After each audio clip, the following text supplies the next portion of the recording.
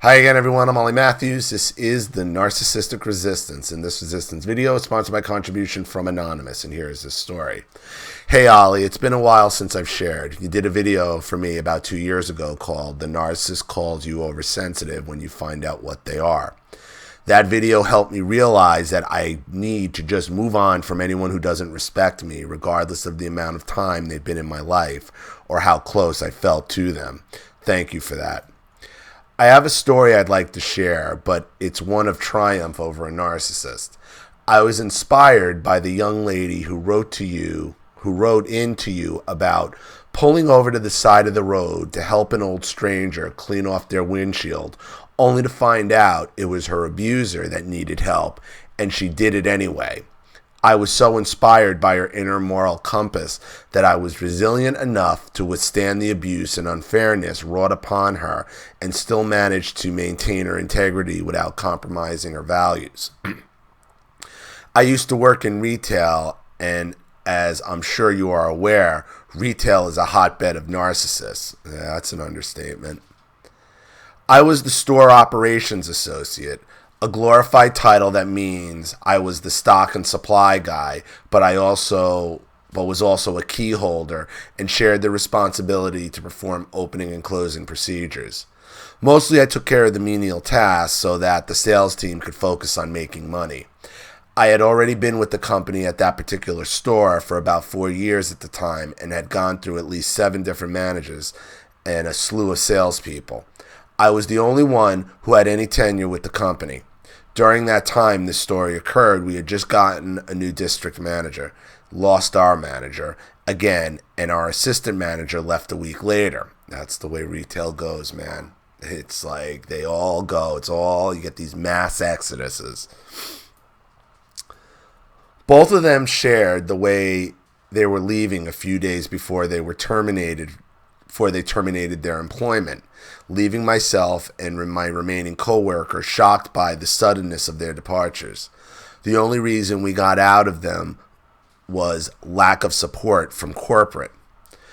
I had gotten used to this cycle, so I knew that the responsibilities of running the store would fall to myself and one remaining salesperson, which wasn't too bad of a situation since we both had experience running the store on our own.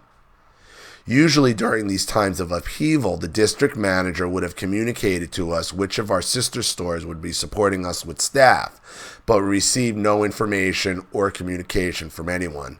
I called all of the managers within my district to gather any details regarding the staffing of my store, but none of them had been given any information and none of us could get a response from the new district manager. Most of this occurred at the beginning of the week, and by that Saturday, my coworker and I had already clocked way over 40 hours and were exhausted. On this particular Saturday morning, the CFO of the company, who lives in the adjacent town to our store, had decided to pay us a visit. Those surprise visits.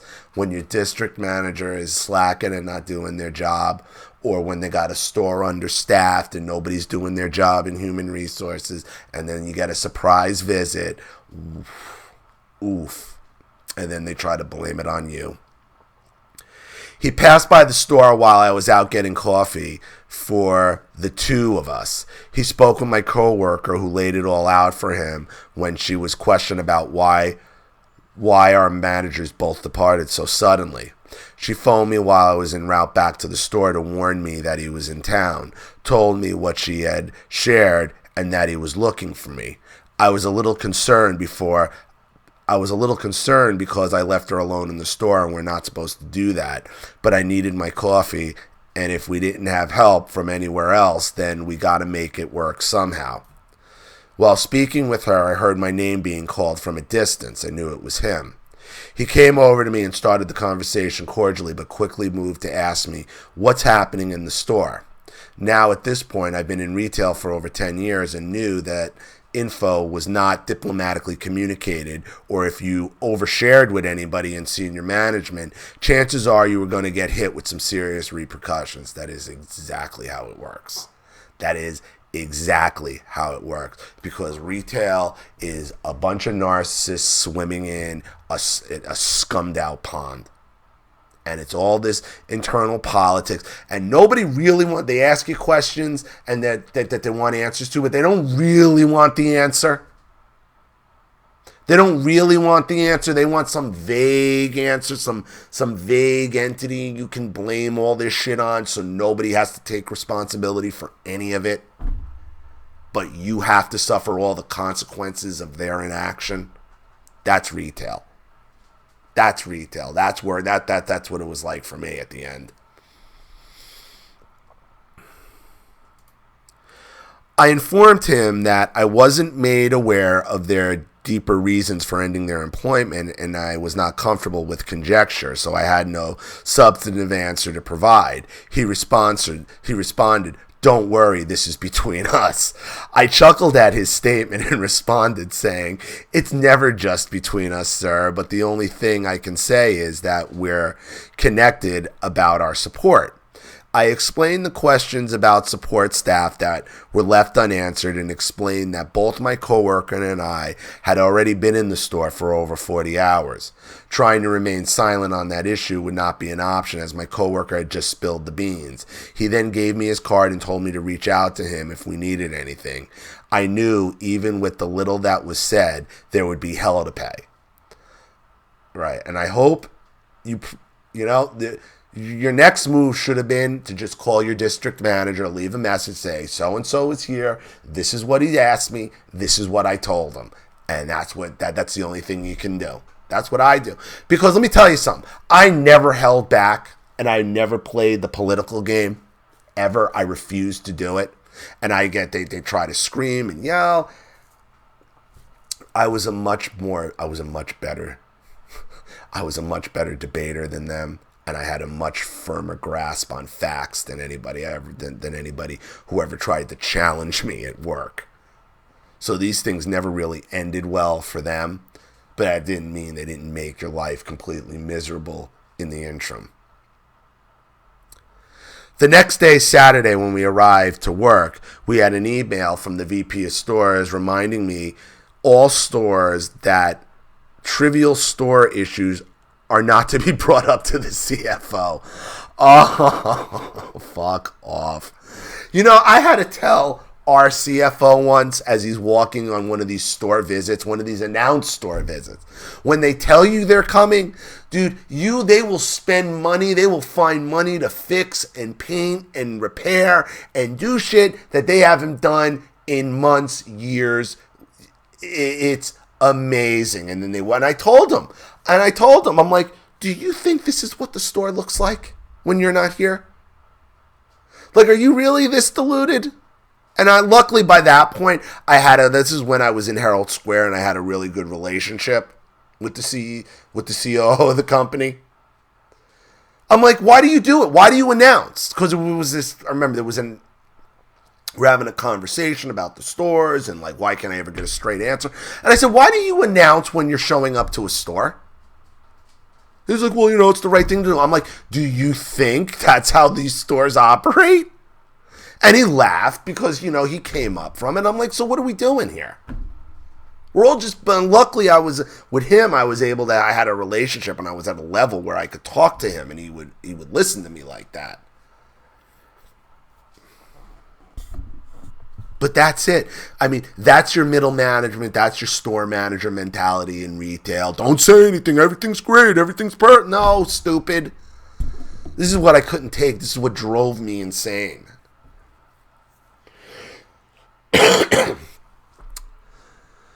This is why we have the DM and others with whom to communicate to solve issues of that matter. As well, we received a phone call from the new DM whom we had not met, and she was not happy. Ugh. She drilled me with questions, all of which I answered respectfully but honestly. She asked me why I felt the need to inform the CFO that we had no support when she already handled the issue of staffing. No, you didn't.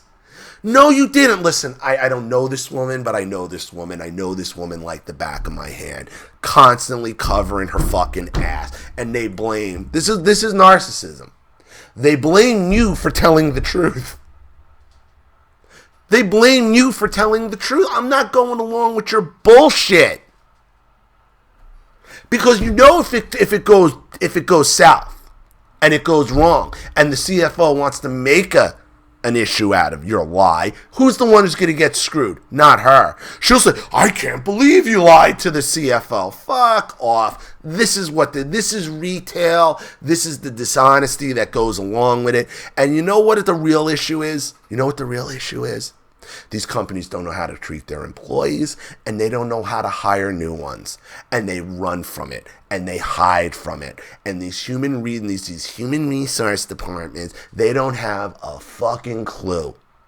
Some of the most enjoyable things I used to love to do was messing with human resources, was just fighting and battle. I used to call them the counsel for the defense, really, because that's what they were. They couldn't fill a job. They couldn't hold anybody accountable who deserved to get fired. When people left in mass exodus, the job stayed open forever. The people they hired were just absurd after that. But they want you to lie. What are you telling them the truth for? Okay. Get out.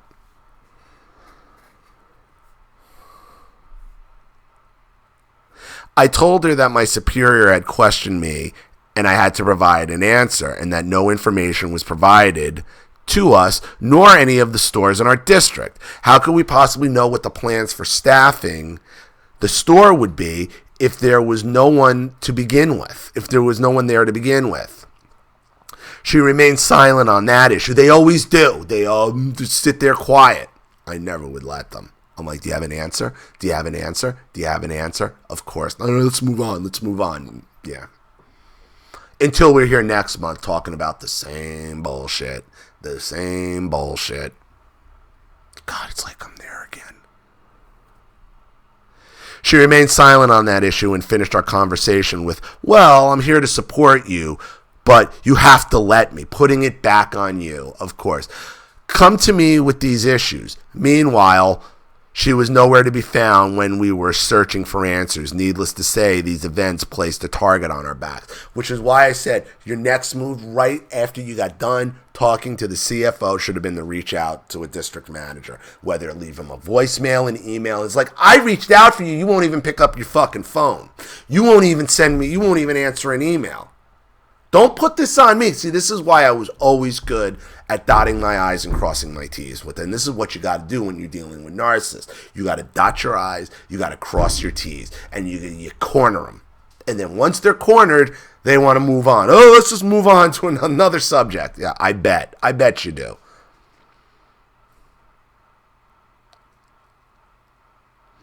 Needless to say, these events placed targets on our backs. The next few months were a mess. She sent her people from her New York home store to be our support, not anyone from our neighboring sister stores that were within our district, and started changing everything within the store. Now, I know this is par for the course when new people take over, but she slowly started stripping me of my responsibilities. I could no longer open the store or do the end-of-day process. She wanted me nowhere near store operations, which was part of the position. I conceded I knew where this was headed and was already exhausted with the games. So I just did what was asked and awaited my termination date. Things got to a head one day when my original coworker and I, during the closing down of the store for the end of the day, forgot to send over the final sales report. It was being treated as though we lost thousands of dollars worth of merchandise. Since I was stripped of operational duty, it was all falling on my coworker. They were going to hit her with 3 write-ups for that one instance. This is when they want you, though. They'll do some real shady shit. They'll do some real shady shit. And let me tell you something. Whenever there was a manager doing this, going after somebody like that, I would always look into that manager's account, and most times I would find out the manager was dirty. The manager was dirty, and I would take them out. And I would get them to admit in the goddamn statement they were only going after the other coworker as a smoke screen, as basically obstruction is what they're doing, is basically trying to obstruct an investigation. and throw shade off themselves and throw shade on someone else. I wasn't having it and told the young lady who was acting manager that it was I who did it. I knew my time was limited, so I thought, meh, what's one more thing? So I took the hit. She questioned me as to why I would even be responsible for it, and I told her that I was asked to send it when I finished clocking out, but I forgot because I was rushing to the train. When she jumped into her spiel about me not being authorized, I just sat there and took it. When she was done, she asked me if I had anything to say, which I took the opportunity to respond. I proceeded to inform her that their response to this error seemed a bit over the top. I told her that it felt as though we were being pushed out. 3 write-ups for one instance is unheard of. That's a setup for a firing. She responded to me saying that she wasn't trying to get rid of anyone. I told her I didn't say you. I took my leave after that. I didn't care, Ollie. I wasn't going to be rude, but I'm not effing stupid, and I wanted them to know that I'm on to their game. Not that it mattered, but if you want to be real, let's be real. That attempt failed since I derailed their momentum by taking responsibility, but it wasn't the last. The final attempt came the day we had to change the floor set for the new season. I had to ship out all the sale merch to make room for the new styles coming in. Usually I'm given a 48-hour window to complete such a detailed task, but due to overtime issues, I was scheduled for the first day of the project, but given the following day off. My DM decided to visit us that day with the new head of HR, there it is, around 1 p.m., of course, and started in with her nitpicking here. And she asked me how the project was going. I informed her that I completed 2 out of the 6 pages sent over to ship. Now, backing up a little, I had gotten to work that day at 6:30, didn't clock in as to avoid overtime, and still only managed to get 2 pages done. Some of these pages had a minimum 400 units that needed to be found, decensored, folded, hung on plastic hangers, and then you're doing all the processing. Okay. Sounds like you're a combination of visual merchandising, processing. You know, this seems like mini operations, folded, hung on plastic hangers, and then boxed to be shipped to different stores or to the warehouse. She told me that was unacceptable and the project must be completed before I leave for the day. I informed her that it would be difficult to complete without errors or missing something, as well as the fact that I was the only one gathering and doing the task. She told me to find a way, so I asked, okay, what if I change my day off so I can come in tomorrow? I'll have it all completed by tomorrow. She responded no, so I made another suggestion. What if we have the sales staff gather the merch from the sales floor and remove the wooden hangers so I can just come to the floor, scoop the clothing, and head to stockroom with it? She said no again. I stopped. I knew she was being purposely difficult to elicit a response of frustration from me. Insubordination was her tactic, and with the head of human resources by her side, she would have an airtight reason. But I simply smiled. I told her I would do my best and walked away. I knew it wasn't going to be completed, but I busted my ass anyway and just resigned myself to the fact that I was going to get fired. I left feeling good that day and didn't play into her game. The next day, my coworker, the one who had gone through all the mess with me, called me and told me to sit down. She then informed me the DM had been fired. I told you she was dirty. I told you she was dirty. I told you she was throwing shade. I told you. This is how it works. I'm telling you. She had been caught marking clothing out of stock. Of course.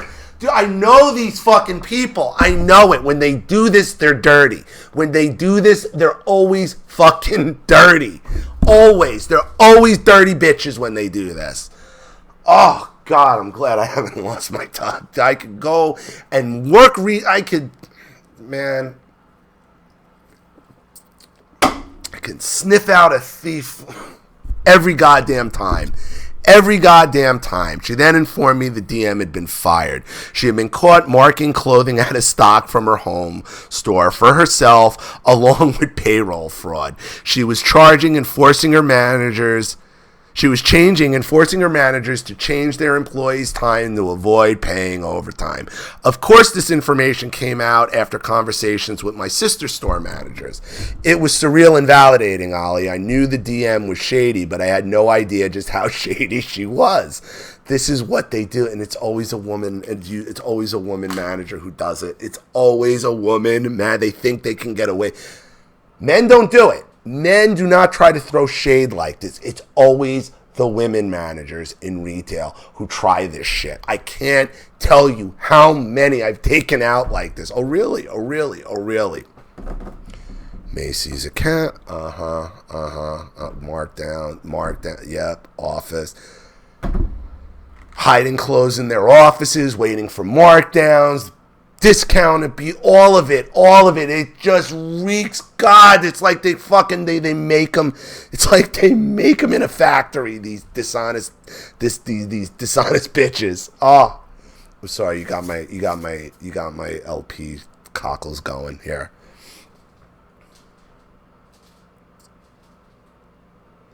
By the end of her tenure, everyone that she had warned me about had become an ally and saw her for who she really was without me saying a word. She was working on destroying my character to anyone who would listen in the home office, but her entire scheme fell apart right on top of her, and I did nothing but remain with my integrity and watch. It was awesome. I also found out the CFO had his own suspicions of the new DM and was instrumental in her downfall. I know you've had some rough stories lately. I wanted to sharing an uplifting one where the narc gets their due. I know it isn't often, but when it happens, it's a moment to celebrate. Hope it makes someone smile. Thank you, Ollie, for all that you do and the info you push forward. Whatever you decide to do with your channel, just know you've affected a large number of people positively with your life. I wish you all the best to you and Charlene. Anonymous. You are what you believe yourself to be. That is a quote he added in there. That's narcissism in retail. That's how it works. I knew it. I knew this bitch had to be dirty. I knew it. Because they all do it, man. They all do this dirty shit. They all do it. When they start throwing shade like this, when they start worrying about when you're telling, ask you why you're telling the truth. Why are you telling the truth? They're dirty. Dirty. I knew it. They never change. It's so easy. It's like shooting fish, and it was like shooting fish in a barrel. It was like, really? Really? Is that bad? Really? Let's see what you're about. Every time. So, I really appreciate it. Thank you. Thank you again for another contribution and story, Anonymous. I really appreciate it. Thank you to everybody watching. Please leave any opinions in the comment section below. And again, if you want your story read on the channel, you have a topic you'd like me to cover, a narcissist you'd like to expose, you'd like to set up Skype, a phone call, have a private video made, or a Facebook live chat, or you'd like to sponsor a video like this with someone who needs help and can't afford it, or just make a contribution to the channel in general to keep it supported, growing, and successful, because this channel survives 100% on contributions from all of you. Without you guys, all this goes away. So if you like what you see here and you want to see more videos like this, you know what to do with the PayPal and email links in the description box. Also, please like and share this video wherever you can. Subscribe to my channel if you haven't, and be sure to click the subscription bell to be notified of all my video uploads. I'm Ollie Matthews. This has been the Narcissistic Resistance. Take care.